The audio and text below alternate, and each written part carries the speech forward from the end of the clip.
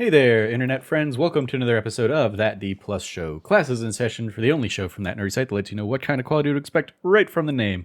I'm your host, Trevor Starkey, and each week we dive into a different Disney Plus offering, discuss its history, how it holds up today, and our general impressions. If you like the show, we would love it if you like, subscribe, rate, review, share the podcast with your friends, all that fun stuff. Joining me today, as always, Cameron Abbott. How you doing, Cam? Hey, what's going on, everybody? What's going on is today we are talking Win or Lose, the new Pixar series. By the time this episode is going out, half of the 8 episodes are available. The first 4 episodes. We're only going to be talking about the first 2 episodes today, and that is Coach's Kid and Blue. Those were the 2 episodes from the premiere that came out last week. We're peek behind the curtain. We're recording this a day earlier than we usually do because Cam has a conflict on our normal Thursday night. So we haven't had a chance to really sit down and watch the 2 new episodes that came out here on Wednesday. But yeah, why do we pick it? Because it is a new Pixar thing that recently released to Disney+. History lesson, originally released starting February 19th, 2025 through March 12th, 2025. 4 weeks, 2 episodes each week for an 8-episode run. Episode runtime thus far is ranging between 22 and 26 minutes. In the Pixar quote-unquote TV timeline of things, the most recent thing we had prior to this was Dream Productions that we talked about back a couple months ago, back when that came out in December. Before that, there was Lego Pixar Bricktoons, Cars on the Road, and Dug Days, as well as a couple seasons of Monsters at Work from the Monsters Inc. / Monsters University universe. Mm-hmm. Don't know if they have anything else slated coming up. Win or Lose is the up to date on the TV side of things. Obviously, they still have a few movies coming up here in the near future. But on the TV side of things, we'll see if they continue doing Disney Plus things following this season of Win or Lose. The roll call here, we have a duo writer-director combo, Carrie Hobson and Michael Yates. Carrie Hobson, this is her directing and writing debut, but she's done additional work on Pixar, starting on, I believe Toy Story 4 was like the first thing she was credited on as like a story artist. She's also worked on Luca, Turning Red, Lightyear, and Elemental. And then Michael Yates, also a writer-director on this. This is his full-length directing debut. He previously had also directed a short called The Legend of the Flying Tomato, which, based on the image alone, the Flying Tomato seems to be a luchador-esque wrestling persona or something like that of a little kid. But Michael Yates also wrote The Legend of the Flying Tomato, as well as an episode of Craig of the Creek and Substance, a 2019 animated short, not to be confused with last year's Demi Moore film. Our cast for these 2 episodes, if you are unfamiliar with this series, each episode is told from like a different perspective, with all episodes kind of centering around this Little League team and, the week leading up to their big championship game. So the first episode is called Coach's Kid, and the second episode is called Blue. Coach's Kid centers around Lori, played by Rosanna Jean Foss, who has a handful of credits going back to 2012. There's also Joe Firestone as Sweaty, the big old anthropomorphized ball of sweat that kind of torments her over the episode. Joe Firestone has miscellaneous credits going back to 2011, but is notably currently a head writer on the series After Midnight with Taylor Tomlinson, which I see regularly in my Instagram reels. Will Forte, of course, playing the voice of Coach Dan here, probably best known from SNL and MacGruber. And then Rhea Seehorn is in here as Carol, a.k.a. Dan's ex-wife / Lori's mom. She's best known from her work on Better Call Saul. On the Blue episode, we have that centering around Josh Thompson's Frank. Josh Thompson has a number of credits going back to 2006, including Young Rock and The Office, a.k.a. the 2024 Australian Office for Amazon Prime, which I saw like at the top of their credits, and I was like, The Office? Wait, I know they're doing like an Office reboot, but it had They are doing an Office reboot? Yeah. Oh gosh. It's not going to be it's not going to be Dunder Mifflin. It's going to be a different office, but it's that kind of mockumentary style of thing. Okay. But yeah, this one, and I saw like 2024. I was like, wait, did that Office reboot come and go and I missed it? What? No, it was specifically the Australian Office kind of thing. Okay. Flula Borg is also in here as Francis the janitor, who I know was something on YouTube, or that's where they kind of made their initial breakout. But my credit there is just YouTube ? Because first thing I remember seeing them in was Pitch Perfect 2, where they had also been cast in that because they were some sort of YouTube sensation on the music side of things. But then most notably, I remember them from The Suicide Squad as just one of as the Javelin one, I believe. The Javelin guy. Yeah. Yeah. Who just, one of the many ones that just gets immediately eviscerated by James Gunn at the beginning of that movie. But he deeply inspires Harley Quinn. Indeed. So. And she keeps his Javelin. Yep. Comes in handy. Quite handy, yes, Yeah. by the end of the film. Rosa Salazar, it plays Vanessa, who is the mom character of the kid Rochelle. And some of this was they're throwing a lot of characters at me. I don't remember all the names, so I had to kind of refresh my memory on this before. I figured it was easier if you could remember the kids' names. Yeah. And then what parent is around them and just reference it by that. Exactly, yeah. So Rochelle's mom is what I Yep. For Vanessa is what I was thinking of. Yep. I believe Vanessa is going to have a central episode later on. I saw it down here on the Wikipedia. One of the ones today that dropped is a Vanessa central episode. Yeah. But yes, Rosa Salazar. Rochelle and Vanessa are the two focused for this week's. Rosa Salazar, previously having worked on the Maze Runner series as well as Bird Box, and she was Alita in Alita Battle Angel, which I did not put two and two together. That's her? Yep, apparently. And she's voiced, dang. Yep. She's got range. This character is not dang. She also, she's one of the people alongside Seth Rollins that was cut out of the Serpent storyline from Captain America: Brave New World. So she's Diamondback in it. Yeah, if you look at her IMDb, she's still she's in an uncredited role on the IMDb side. Deleted scenes, yeah. Yeah, so presumably one of the ones that got lost in reshoots. But yeah. And then lastly, Milan Elizabeth Ray as Rochelle here, who was on the rebooted Wonder Years series that ran from 2021 to 2023. So shout out to her. Trivia, don't have a ton of trivia on this series, apart from this is Pixar's first TV series not to be based on any of their films. So there you go. That's pretty much it. If we revisit this for a full season, recap once we have a better picture of who all's in what of the other episodes, I'll have a more complete cast and crew list to go over. But just wanted to highlight kind of the central characters of each of these couple episodes here. So yeah, Cam, you said you just watched this yesterday. Mm-hmm. I'm a little bit of a blur because I watched this a week ago after the Spider-Man finale stuff, knowing that we were gonna come and do this as the next episode. So I'm gonna be a little bit trying to remember which was what and all the things that happened, but I have specific images and stuff that will come to mind. But what did you think of these couple episodes in this series as a whole, or thus far / as an idea? I love it. Okay. This style of almost Rashomon sort of taking a moment to take a beat from everybody else's story.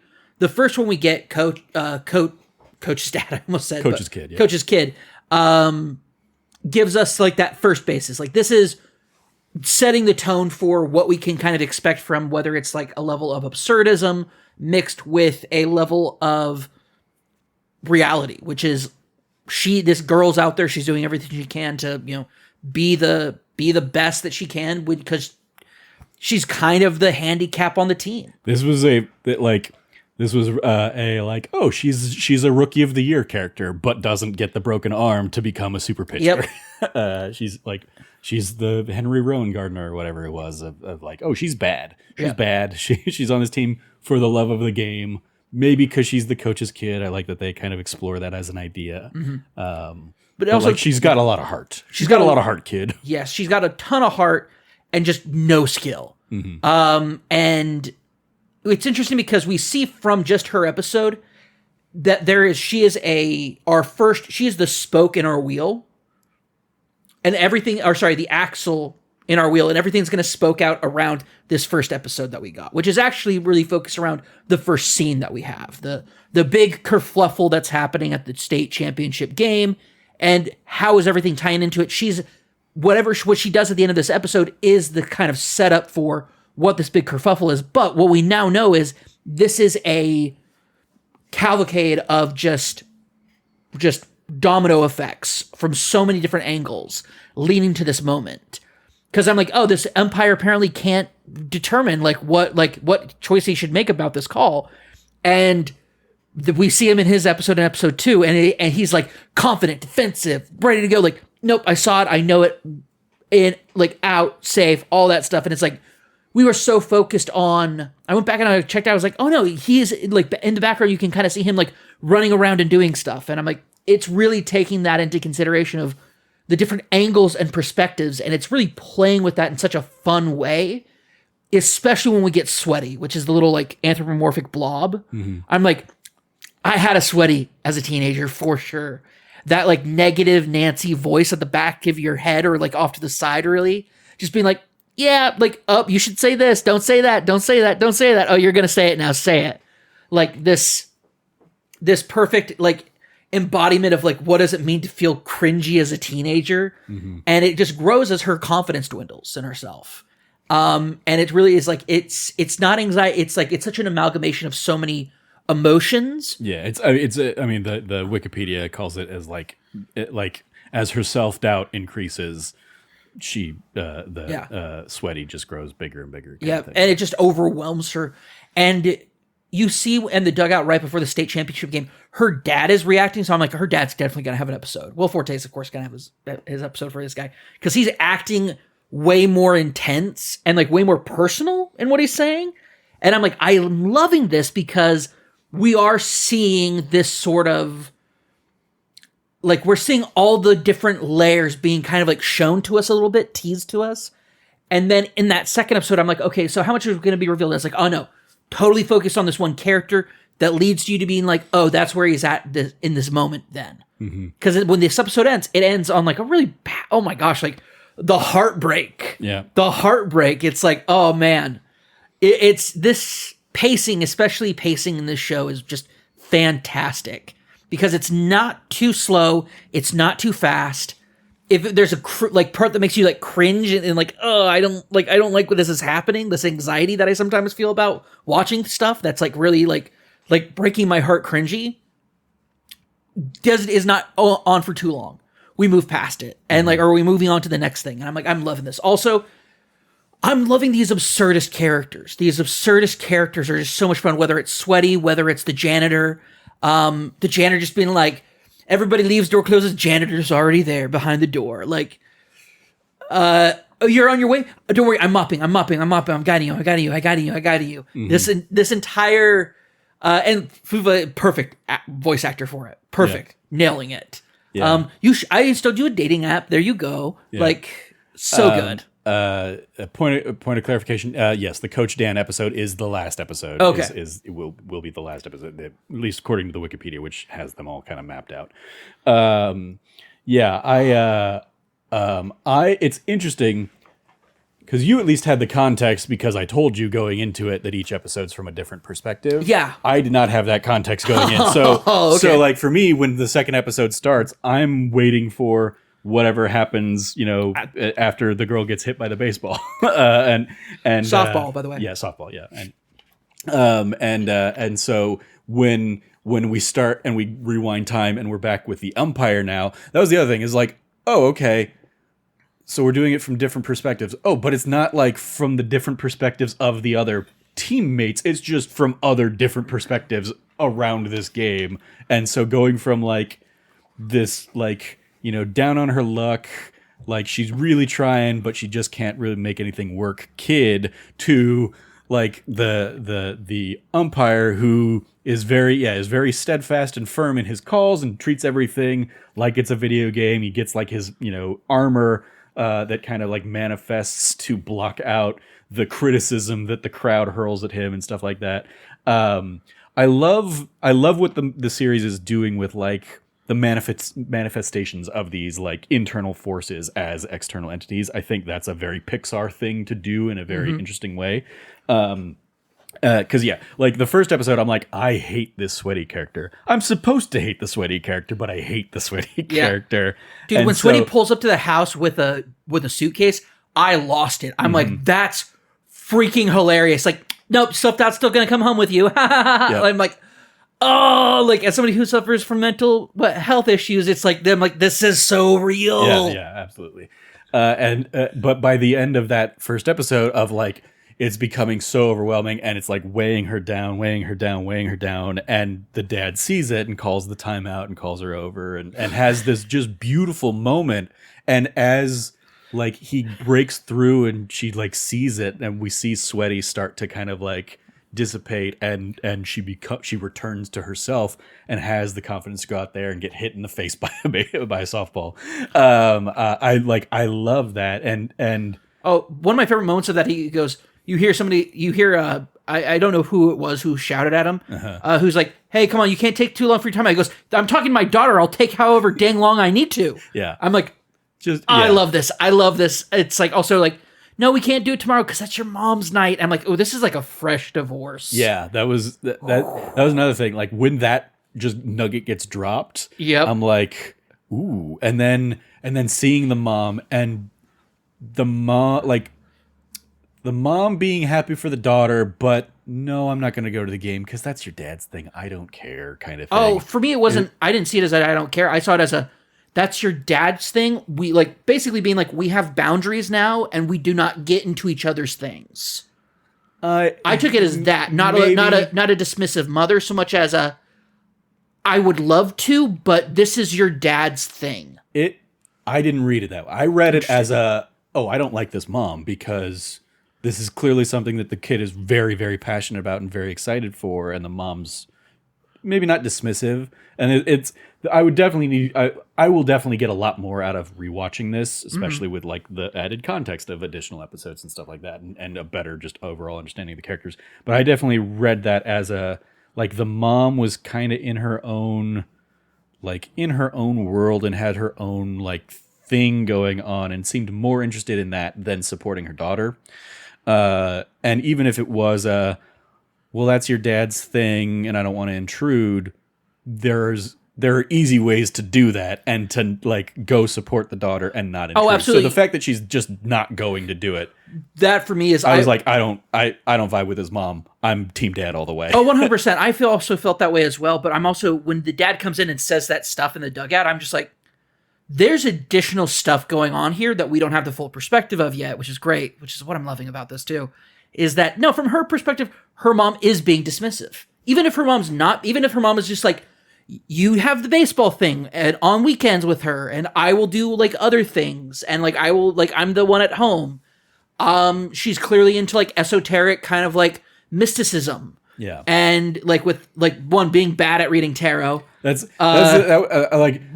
really set you off. It's more, I watched it a week ago and I was like, I think it was tarot, but I don't want to speak out of turn if it wasn't tarot, because it was a week ago. Because she's like, and I'm just like, she doesn't understand what direction the card is supposed to be in. No. So I was just like, all right, yeah, she's like, she's just checking all the wrong boxes to be like an empathetic character. And so when she wants to give her crystals and she goes, I don't need your crystals, Mom. Yeah. Like, felt that as not because my parents were into crystals, but just like that like, it's like whenever my mom says, oh, Cameron, you know what would really help right now? I was like, I'm not going to pray, Mom. Yeah. I'm good. Thanks. Yeah.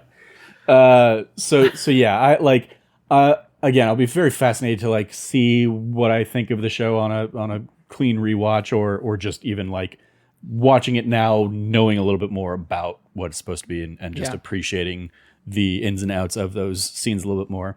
But yeah, I was just heartbroken for this girl. Oh, absolutely. Until the dad comes and kind of gives her that emotional pep talk that she really needs. And Will Forte's just really great at that. So he's got such a great dad voice kind of for those kinds of vibes. His range is just incredible. And I've known this for years. Ever since he showed up as a fake Ted Turner on Conan O'Brien's TBS show, riding a stuffed buffalo. I'm like, this guy's got range. Mm-hmm. Sure.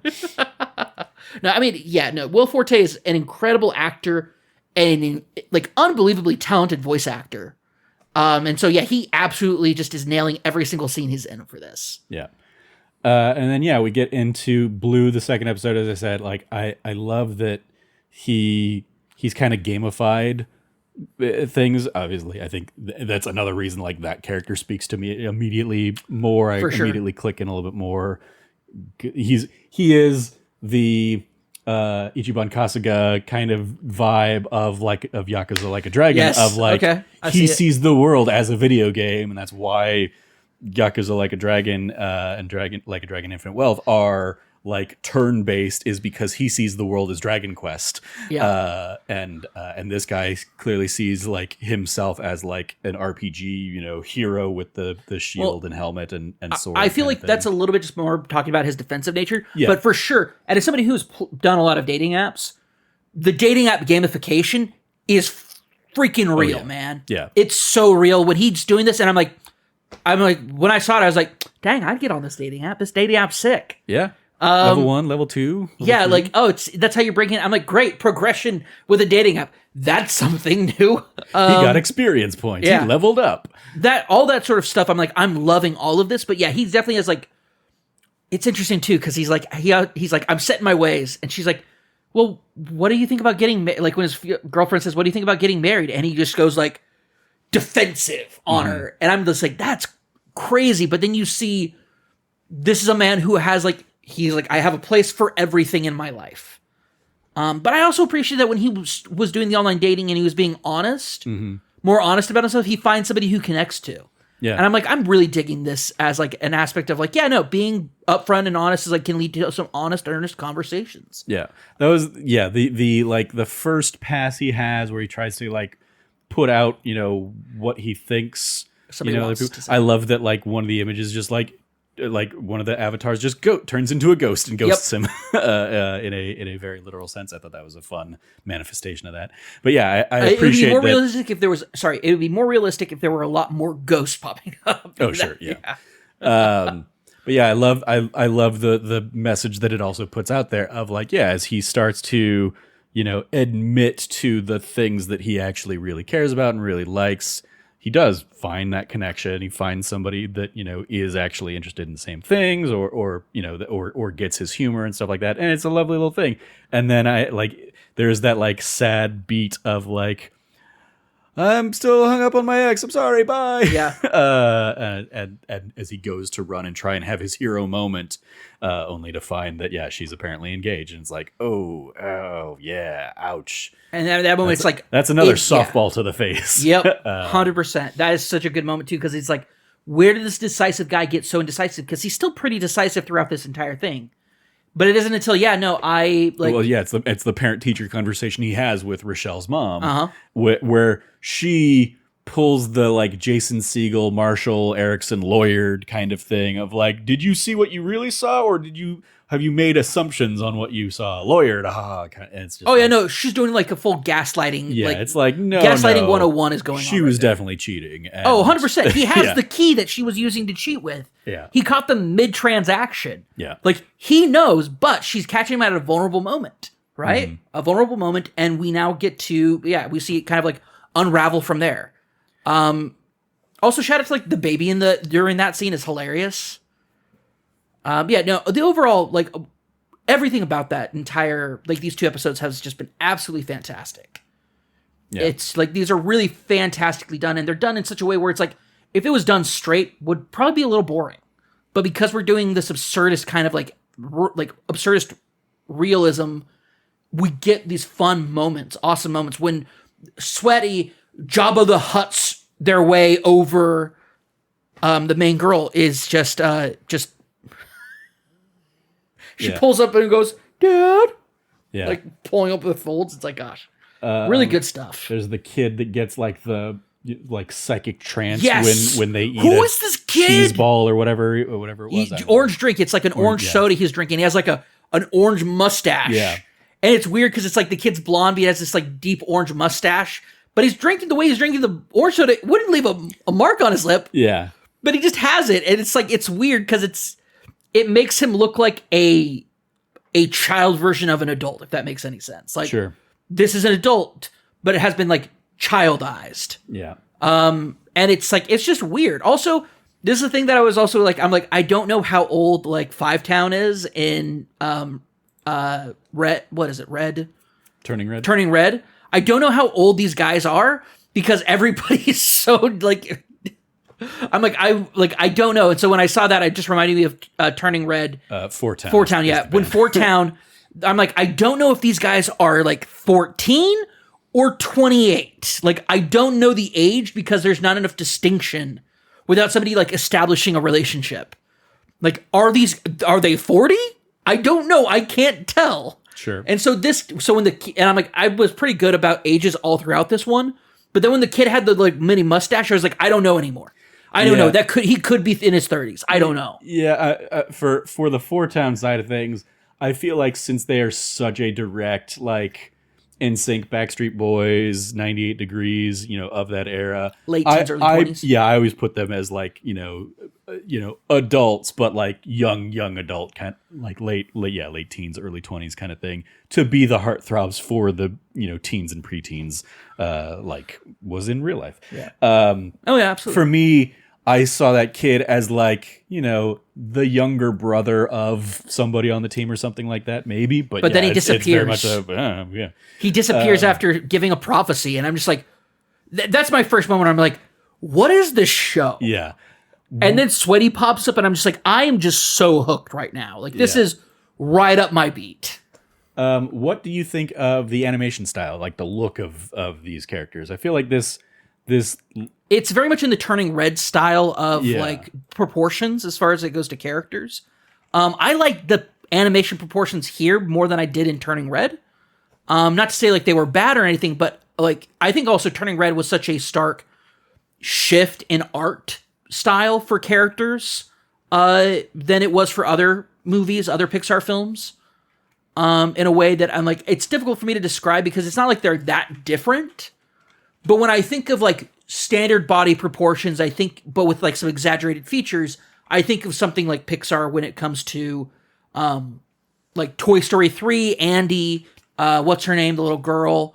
I think of like, Inside Out 2, these kind of like more more realistically proportioned people.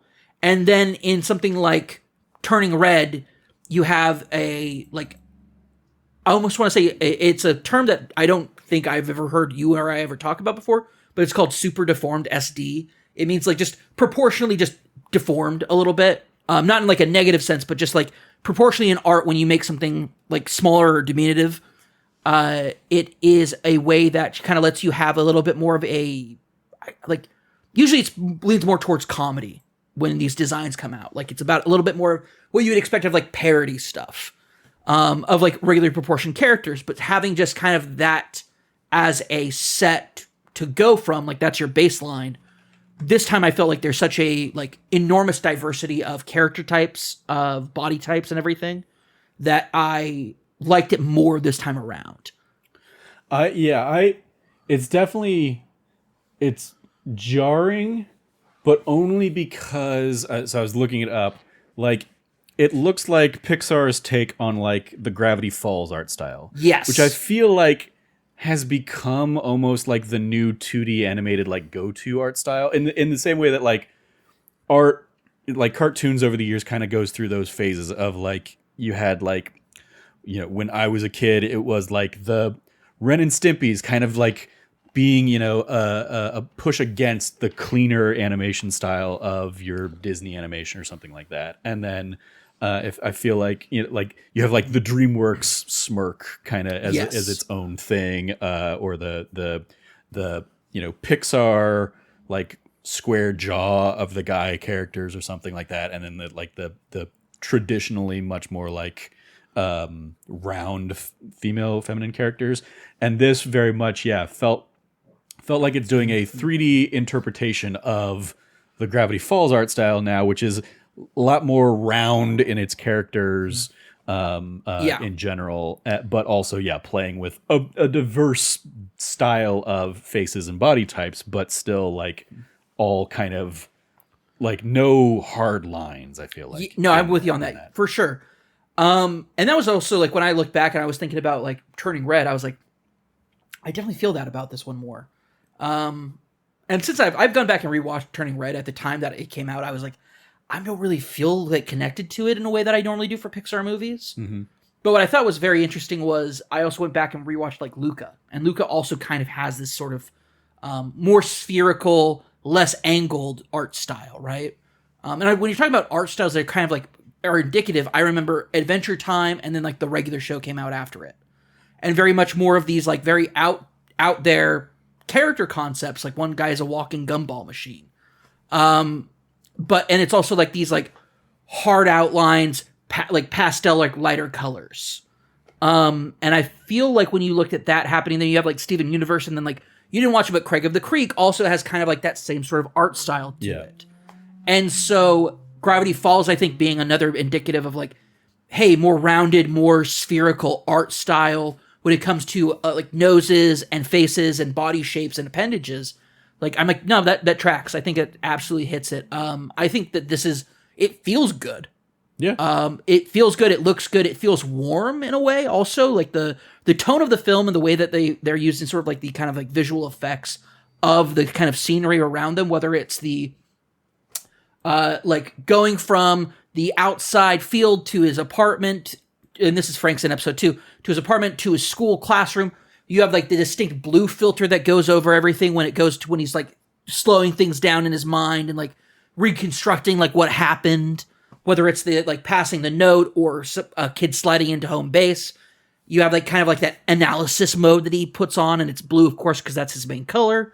And then you have in the first episode, sorry, I don't want to just call her the kid, but it's Lori. Lori is also, she says "Dear Heavenly Father," which is like as a Christian, it's just like, okay, interesting. That also was a thing like, that like I'm like, oh, that jumped out immediately. Yeah, I was like, I'm like, oh, we're putting this in a very specific time and relationship to religion and stuff, and like Americana and stuff like that. I'm like, oh, interesting. I was like, and then it was also softball. I was like, listen, growing up in Mesa, it's like, are these Mormons? Because there's also, I guess, like, if I was going to pull any trivia thing, it would have been like the trivia of the news story that, broke a while back of like, there was a trans storyline that basically got cut from this series. And so like that, having that percolating in the back of my head is like one of the only things that I know about this. And then like, one of the characters immediately calling on Christianity and like, it's the first thing she says. I'm like, oh, Dear Heavenly Father. I'm just like, okay, now you gotta do some extra legwork to like pull me back in here, because you threw me out. You're already alienating me in favor of, I think, a shitty audience that you might be trying to placate. Doesn't play into that, which is interesting. Yeah, it's really more of just like a "Are you there, God? It's me, Margaret" type of thing. Of like I think it's meant to be a callback to that, but I also think it's probably because maybe they got pushback about saying God. Which because that's the whole thing with like some denominations of Christianity, they don't want, like, if they're very particular about their language, they'll say things like Heavenly Father or Lord above or things like that. Yeah.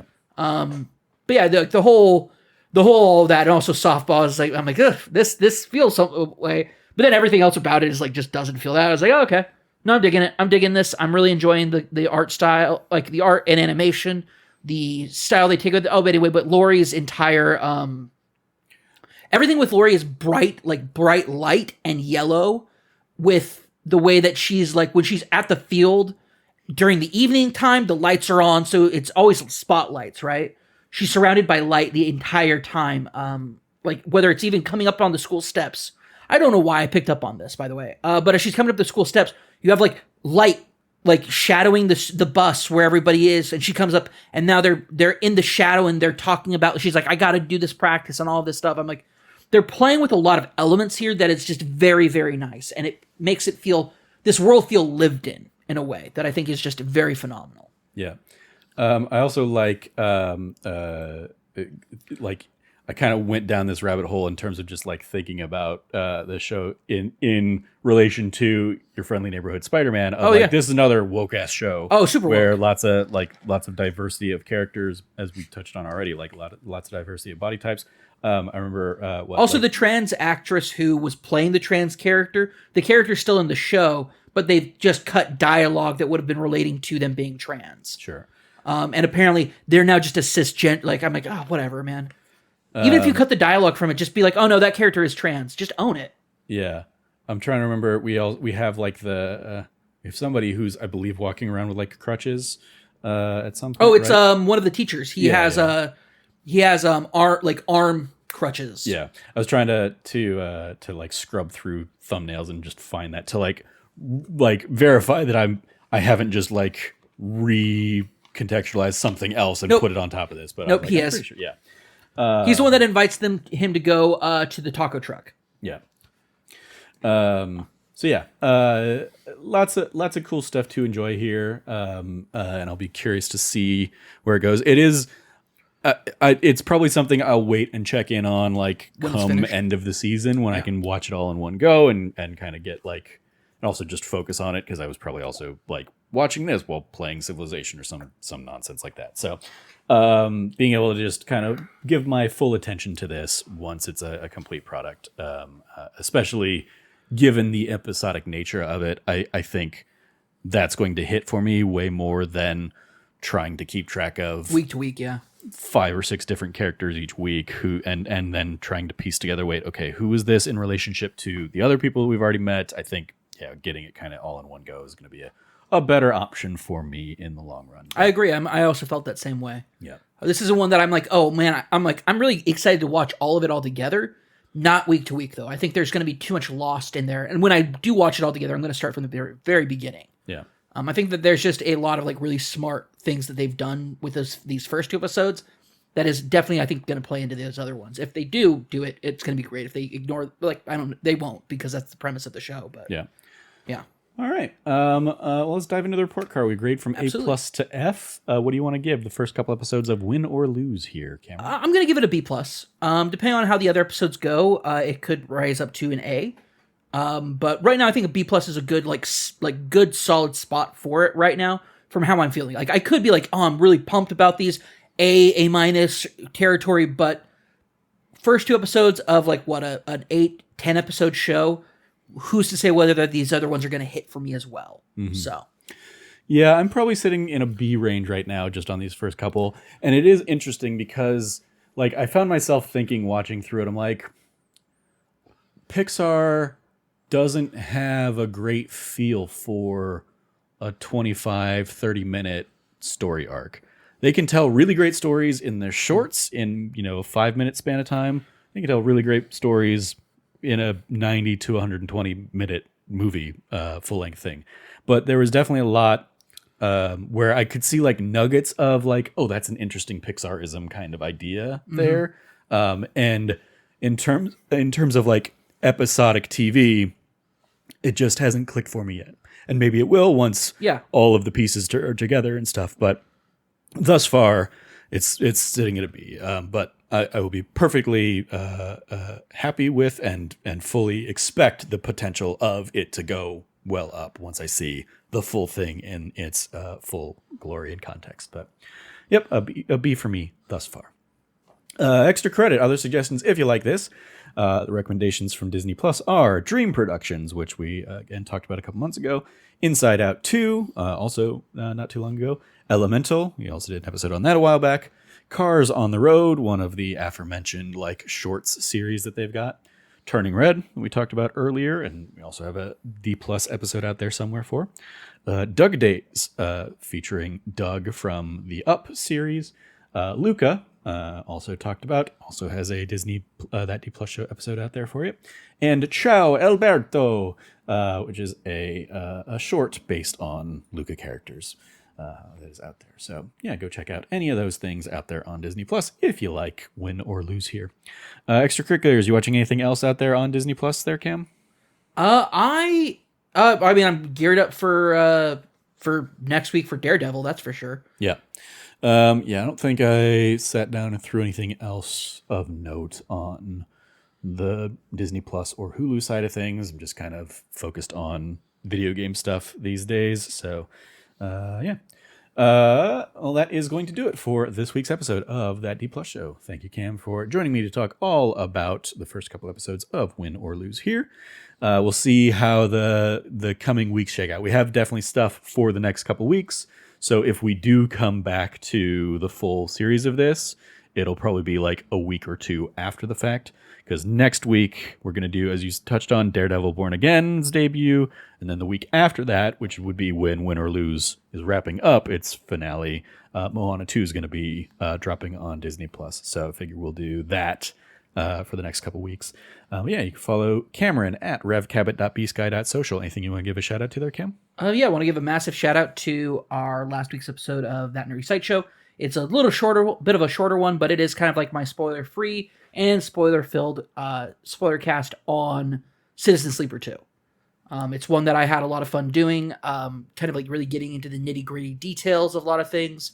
And Trevor, did a great job of kind of like being me on the previous week's episode where he just talked about Civ 7 for an hour and a half. And I was just like, yes, tell me more. Mm-hmm. So great back and forth on that episode. Go check it out. It's an awesome time. Even if you haven't played Citizen Sleeper 2, check out the first bit because it's spoiler free. Yep. You follow me at trevorjstarkey.bsky.social. I didn't have much to add to this last week's episode because either I was, or because pretty much the only thing I'd played was more Civilization 7, and I didn't really feel a need to dive deeper into that. But I have since got the platinum for Civ 7 and kind of set that aside so that I could focus now on Like a Dragon, Pirate Yakuza in Hawaii. And I will have plenty of thoughts on that. I don't know if I'll finish it in time for this next week's episode. I might, depending on how extensive it is. You got the next 2 days free. Yeah, the next 2 days free, and then obviously however much time I have on the weekend to pour into it. But yeah, we'll see how far down the rabbit hole I'm able to get on that. I definitely have played plenty to touch on pretty much all of like its core gameplay things that it is thrown out there at this point. So yeah, stay tuned for that. You follow all the latest from us over at That Nerdy Site or go to thatnerdysite.com. Once again, if you liked what you heard, please remember to like, rate, review, subscribe, share the podcast with your friends, all that fun stuff. As I said, we'll be back next week with the first episode or 2. I don't know what the debut of that one looks like, but whatever drops next week, we'll talk about for Daredevil Born Again. Thank you for joining us. As always, stay nerdy and be good to each other. Class dismissed.